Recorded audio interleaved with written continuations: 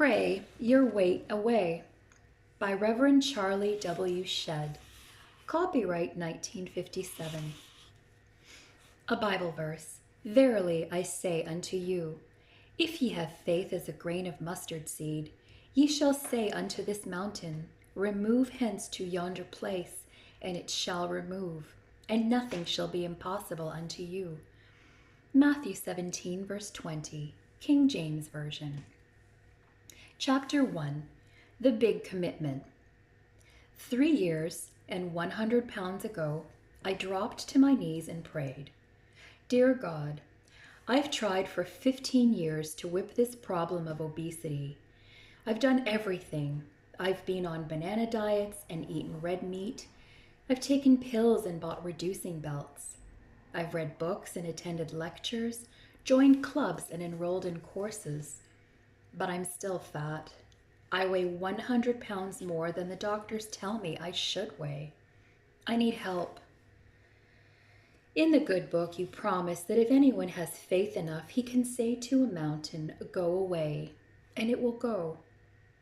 Lord, there's a mountain of flesh on me. I've been trying to move it ever since I was a boy. I've been laughed at. I've been ridiculed.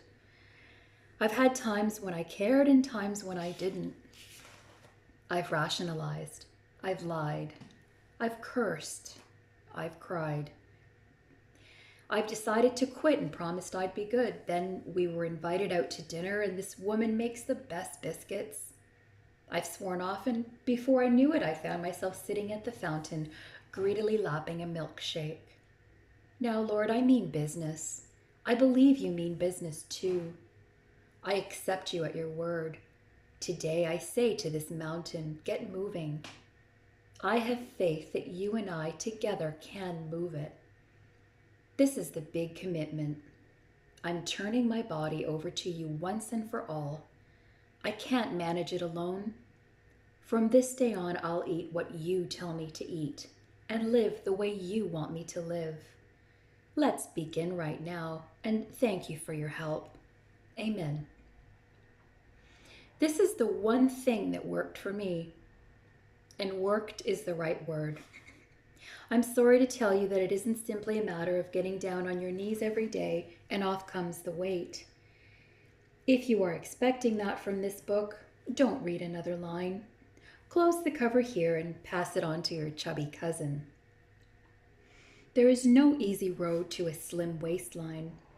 I've heard the radio announcer with all the gusto of an old-time evangelist describe dietless roads to weight reduction. I've read big ads about how some new pill will make it easy to take the weight off without starvation, without exercise, without hardship. Maybe it worked for other customers, but not for me. I've bought their products and most of them made me hungry. Until you're willing to pay the price and sacrifice, hard work, diligent attention, and lots of other things, until you want it that bad, you'll stay fat. God will help you when you're really ready, but He wants to be sure you're eager to dig in and work. What then is the difference between this book and every other of the long list of excellent volumes on losing weight? Just this.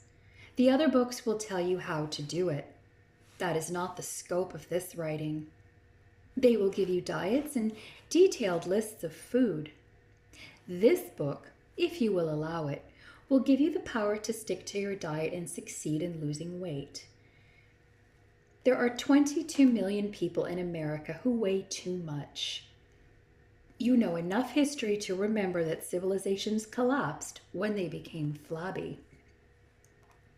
Most of these millions aren't 100 pounds in excess.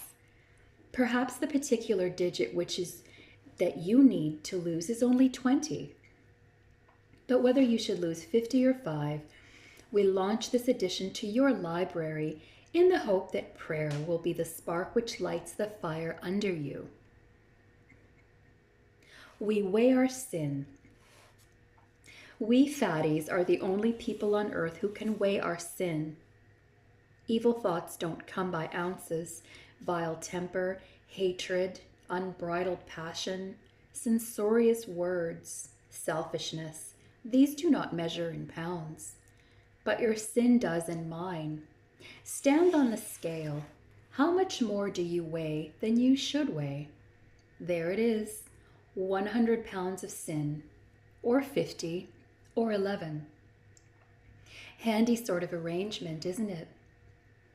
The word sin appears with such frequency in the Bible that it becomes commonplace to the ordinary reader. We see it so often it skitters lightly across the surface of our thoughts. But the literal translation of the word sin falls heavy on our bulging contours.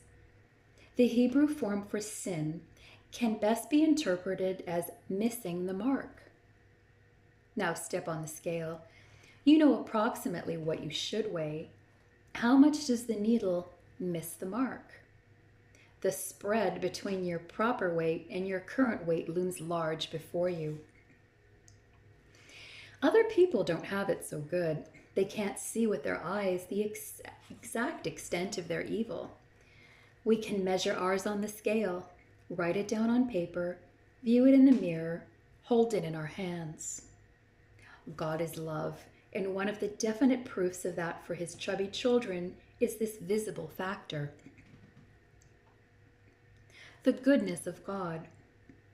Theology is a fuzzy word, but it derives from the two Greek words theos and logos, meaning God thoughts. What you think of God is all important. What you say, how you feel, the way you look, these are reflections of your God thoughts. The chances of your losing weight and keeping it lost are practically nil until you believe in a good God who loves you and wants you to be your friend. It makes sense, doesn't it? If you are afraid of God, you don't want to diminish the spread between what you are and what he wants you to be. Some folks you like. You want to be near them. You enjoy their company. You seek ways, plan meetings, extend invitations, arrange your life so that you can share their fellowship. Others are unattractive to you. These you avoid, or if you must be near them, you subconsciously erect barriers which keep them at arm's length. If you don't like God, then praying your weight away is sure to be unproductive. I take it for granted that you have some faith or you wouldn't be reading this book. What kind of faith do you have? Before you proceed further, you would do well to put this aside and ponder. Ask yourself these questions. What did I learn about God as a child? Was he personal or far removed? Was he vengeful or loving? When my parents took me to church, did I feel good about it, or was I afraid? Did they threaten me with punishment by divine intervention? Was the word God used naturally in my home, or was it only said when somebody was angry? Was there an awkward tone in the voice when someone spoke of Jesus? Did we pray as the natural overflow from deep wells of living water, or was it, now we will have devotions? Today, is your religion something you do or something you are? There was a day in man's religious growth when God was a burden to be borne. Perhaps you have been the victim of this antiquated theology. The new truth is glorious news for the obese. God is no load to move. He'll remove your load if you will let him. He wants to take your burdens and fill your every hour with radiance. That is why reducing can be a spiritual problem, a problem to be solved by narrowing the spread between what you are and what you ought to be. And you won't care to diminish the distance between you and God until you are sure you want to be near him. This approach may therefore require that you form an entirely new picture of God. In another chapter, we will consider those specific obstructions which stand between you and him.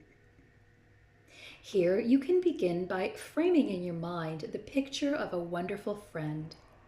This friend loves you and is constantly by your side to bless you in every way you can imagine. His presence warms you as the sun warms the earth. His smile on you is the brightest fact in all your living. One of the reasons that Jesus broke into history was to change men's idea of their deity, whereas they had thought of him as the God of the mountains who roared in the thunder and visited wrong with vengeance. Christ came to reveal a father whose main business was to love his children. Perhaps you need a divine intervention like that. I did. Others have. I never knew a truly happy person who didn't live with a happy God. You can never pray your weight away until you abide in that companionship. Obesity is a disease. You've noticed in your reading lately that increasing amounts of space are given to spiritual healing. Most of it is all to the good. Even in the medical journals, we see a wave moving in. Doctors are beginning to realize that much disease has its seat in the mind and soul of the patient. All disease is not the product of sin, but some sins do lead to disease. Obesity is one of these. Just when your particular avoirdupois leaves the track of problem and branches off on the trails of sin may be hard to determine. Even your doctor may not be able to tell you. But if you ride this train long enough, you'll find out. I had a brother who died from tuberculosis. A physician once said in my presence that fat people seldom die of tuberculosis. This was my boy. I'd fix it. I'd be safe. I built up a 100-pound wall against tuberculosis. But when the wall was up, I found all kinds of five-headed monsters shut in with me. 75% of diabetes is to be found in the obese. Blood pressure irregularities, gland disturbances, arthritis, joint disorders, gallbladder troubles, heart problems, kidney ailments, flat feet. You name a physical something you don't want, and chances are pretty good it's bad news for a fatty. Your doctor can beat an even more ominous dirge on this drum. The books you'll read contain vivid descriptions. The purpose of this one is to show you that such disease is not in God's plan. Fat precedes disease. Therefore, the fat you carry couldn't be within God's plan for you either. Prayer is healing power. It removes the blockages which stand between things as they are and things as they ought to be. It opens the rusty pipes and permits the free flow of God's plan in you. That's why the spiritual approach to reducing is a sure road to healing your obesity permanently. We argue. Every son of Adam and every daughter of Eve hesitates at the door of commitment. In chapter 5, we take a look at some of the physical excuses which ride herd on the fat man. But there are spiritual alibis. For one thing, you only have one life. If you give that away, there won't be much left. At the outset, the commitment required to pray your weight away involves a gamble. That's one reason why it is so much fun when you finally throw in with it. It is also one reason why you delay. You've held tight to your life and run it your way. It hasn't worked. There you stand with a waistline bulge that goes ahead of you in everything you do. You get sleepy about midday and your heart hammers hard at the slightest exertion. Your inner voice keeps telling you that chances for an early death are mounting every day you huff and puff your load up the stairs and down the block. You're in bad shape and you know it. But still, it's the only body you've got, and the possibility of a reissue is pretty slim. So what can you do? You're trapped. Ahead of you is certain doom. You're on a dead-end street. You've tried to backtrack 1,000 times, but the road home is long and you gave up. You've turned around and called into the emptiness. Isn't there some way out? There is. What you thought was a dead-end road opens right over here. Commitment. That's what the sign says, and you'd better take it. It's the best gamble of your 3 choices. 1. You can go on doing what you're doing, ram straight ahead into sure catastrophe. 2. You can turn around and take the lonesome road back. Or 3. You can trot out your sporting blood and choose this untried way. It's the one thing that worked for me. Faith is betting one's life, and commitment looks like the big gamble. But Jesus said, if ye have faith, you shall say to this mountain, remove, and it will remove. You can't win the prize if you don't buy the ticket. But you say, this prayer business would take too much time. I can't spend all my day at it. There's washing to do, desk work, calls to make, and many other demands. Sure, I know, but when Billy falls in love with Alice, is his mind on Alice only when he's with her? Do his thoughts never turn her way except when they're riding together in the car or holding hands at the theater?